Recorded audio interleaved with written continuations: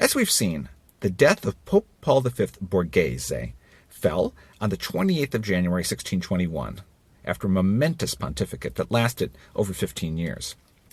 In the conclave that followed, there were 52 cardinals that participated, and they elected as pope by acclamation on the evening of the 9th of February 1621, after just 2 days, Alessandro Ludovisi, who was then Archbishop of Bologna. Alessandro Ludovisi assumed as his pontifical name Gregory XV. One thing that helped the election of Gregory XV was lobbying by the nephew of Pope Paul V, Cardinal Scipione Caffarelli Borghese. Well, the newly elected pope was 67 years old, and he was already suffering from poor health. And in fact, Gregory XV was to die on the 8th of July, 1623, after a reign that lasted just 2 years, 4 months, and 27 days. But his short pontificate proved to be one of the most significant of that entire age. And indeed, it's generally regarded as one of the most important short pontificates ever. And there were a whole series of institutional measures that really ensured the immortality of this Bolognese pope.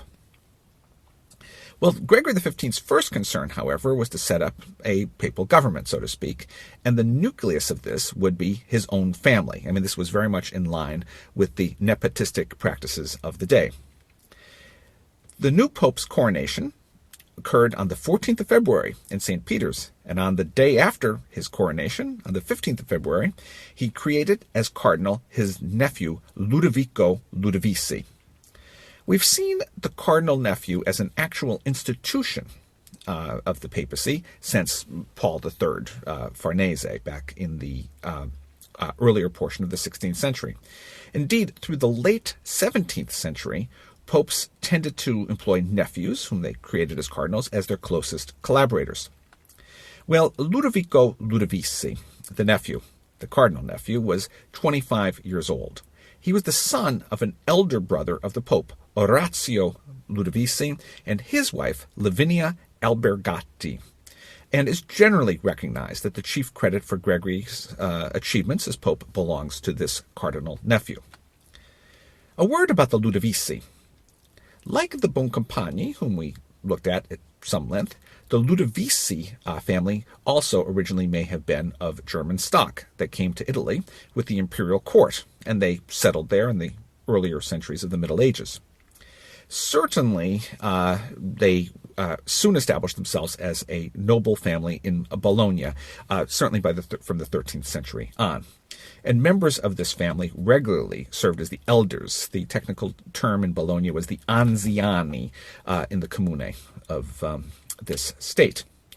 Now, the claim has been made that Joan of Arc was, in fact, not just an Italian, but she was a Ludovisi on her mother's side. Her father, a Bolognese citizen by the name Ferrante Ghisilieri, and her mother, a certain Bartolomea Ludovisi.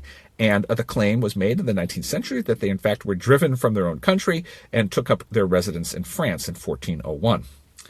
However, on more secure footing, soon after the year 1432, one Luisa Ludovisi, the daughter of a patrician of Bologna, married a noble, another Bolognese noble, Ludovico Montmorency. Now, Luisa, however, represented the end of the line of the Ludovisi family of Bologna. So her sons, by Ludovico Montmorency, according to her last will and testament, assumed her surname, Ludovisi. These sons included Giovanni, who married but died without issue, as they say, and Bertrando. Bertrando reached Bologna's Consiglio degli Anziani, the Council of Elders, in which he served from the years 1458 to 1465, and also this Bertrando, by a certain Caterina Cospi, had at least 7 children. The most prominent of these was named Girolamo, and after an action-packed political and ambassadorial career, well, he found himself assassinated in Bologna in the year 1511. This Girolamo had 3 children, the youngest of whom was a son, Ludovico. And this Ludovico was the father of Pompeo Ludovisi, who, with his wife Camilla Bianchini, well, they were the parents of Alessandro Ludovisi, the future pope. Alessandro was born to them at Bologna on the 9th of January, 1554. The couple was to have 8 children in all, 4 sons and 4 daughters. Now, more generally, the Ludovisi family belonged in Bologna to a faction opposed to the Bentivoglio family. The Bentivoglio family were unelected lords and essentially tyrants of Bologna between the years 1443 and 1506. From 1463, Giovanni II Bentivoglio ruled Bologna. But in 1506, the papal troops of Pope Julius II besieged the city, and they even sacked the ruler's palace and hauled off its artistic treasures. From that point on, Bologna was to form part of the Papal States, ruled by a cardinal legate and also by the Senate of Bologna. And every 2 months, the Senate elected a judge called a gonfaloniere, the standard bearer, who is in turn assisted by 8 elder consuls. Well, after the final passage of the city under papal rule, under Julius II, after 1506, the Ludovisi family was included in the Forty. The Forty was the group of families admitted to participate in the municipal government. Leo X Medici granted this family the title of senator, which placed them at the height of the city's elite. I should say something about the arms of the Ludovisi family, especially since we spent so much time on those of the Boncompagni. They're somewhat unusual in heraldry. They represent a fairly archaic shield, and at least in the 17th century, it was supposed that the family crest depicted 3 rivers. Now, in the 1560s, Alessandro and his brother, Orazio, well, they were enrolled in Rome at the Jesuit German College. And Alessandro also studied the classics at the Collegio Romano. As such, Alessandro Ludovisi would be the first alumnus of the Jesuits to be elected to the papacy. And you will see very soon that this was consequential. In 1575, our Alessandro Ludovisi graduated from the Faculty of Jurisprudence at the University of Bologna, Europe's oldest. And then, under the papacy of his fellow Bolognese, Gregory XIII, well, he turned to a career in the papal curia. A generation later, his nephew Ludovico Ludovisi would have exactly the same training as his uncle, first under Jesuits in Rome, and then with a laureate in law at Bologna. Well, Alessandro was given a series of increasingly responsible judicial posts, and he took part in delicate diplomatic missions, including to Poland and also to Benevento in South Italy. He became Archbishop of Bologna in 1612, and in 1616, as Archbishop, he negotiated peace between Charles Emmanuel I of Savoy and also Philip III of Spain. In recognition of his superior diplomatic skills and his services, particularly on this occasion, Pope Paul V Borghese named him a cardinal in September 1616, though it was a full 2 years later before its public formalization. As for Alessandro's nephew, well, he soon was to pick up valuable experience as an advocate in various tribunals and courts of the Roman Curia. When his uncle was elected pope, new responsibilities and powers, however, came to the nephew with dizzying speed. First, he was ordained to the priesthood on the 10th of February, 1621, the day after his uncle's accession. Then, Ludovico Ludovisi was created cardinal priest on the 15th of February, 1621, the very day after his uncle's coronation as pope. And on the 17th of March, he was appointed Camerlengo of the Holy Roman Church. As we've seen, the Camerlengo, or Chamberlain, was empowered with the administration and, in fact, defense of the temporal aspects of the church during the sede vacante, the interregnum between popes. Several years later, exactly a month before his uncle's death in 1623, Cardinal Ludovico, however, resigned the office of Camerlengo in favor of Ippolito Aldobrandini.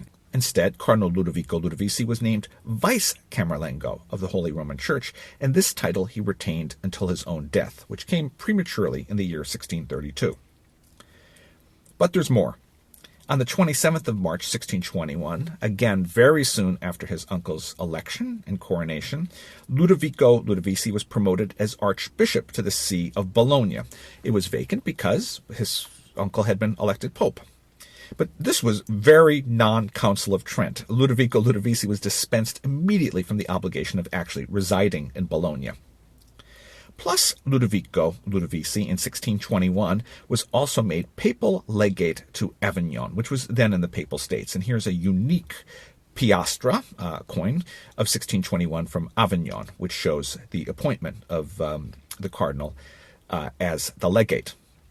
But really, for Ludovico Ludovisi, his most important post was his status as cardinal nephew. As cardinal nephew, Ludovico was expected to fulfill the functions of Secretary of State, and he really served as the principal minister for his uncle, Pope Gregory XV. And really, also, he was the main conduit of information to and also from the papal nuncios in the field. Here is a remarkable document which came up at auction not very long ago, which is a jointly signed autograph manual on how to be a papal nuncio that the Cardinal Ludovico Ludovisi and also Maffeo Barberini jointly issued. Barberini is the future Pope Urban VIII, who immediately succeeded Gregory XV in 1623. And since the Barberini and Ludovisi were hardly friendly, it's a remarkable document to see. In line with his predecessors, Gregory XV found it perfectly normal to invite other members of his family to Rome, and he began with his brother Orazio Ludovisi and his wife Lavinia Albergati. These were, of course, the parents of Cardinal Ludovico Ludovisi. Well, the couple made a triumphal entry into Rome on the 13th of March, 1621, again, just about a month after the election of Alessandro Ludovisi as Pope, and they're escorted by cardinals and ambassadors of the Imperial, the Holy Roman Imperial, and Spanish courts. Well, then the Pope's brother, Orazio, immediately received a whole bunch of distinctions, starting with Pontifical Standard Bearer, and he was given, as such, command of the papal militia.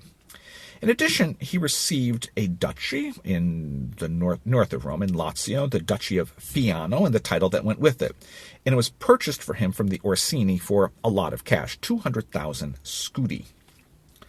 Later, he was assigned a very genuine military task, garrisoning with papal troops the fortresses of a disputed region known as the Valtellina, and this was on the border between Italy and the Swiss Confederation. But that's not all. There's the case of Orazio's younger son, Niccolo, who was Cardinal Ludovico Ludovisi's little brother, and I do mean little. At the tender age of 8 or 9 years old, Niccolo was placed in charge of Castel San Angelo and also the Borgo, the neighborhood in the immediate vicinity of the Vatican. Well, the young Niccolo Ludovisi was also promised in marriage to Isabella Gesualdo. Isabella Gesualdo was the wealthy heiress of the Prince of Venosa in Consa, and we're going to see this is going to be very important for the history of the Boncompagni Ludovisi family. And Isabella Gesualdo was the niece of Carlo Gesualdo, who you may know the name, an enormously important composer of madrigals in this period.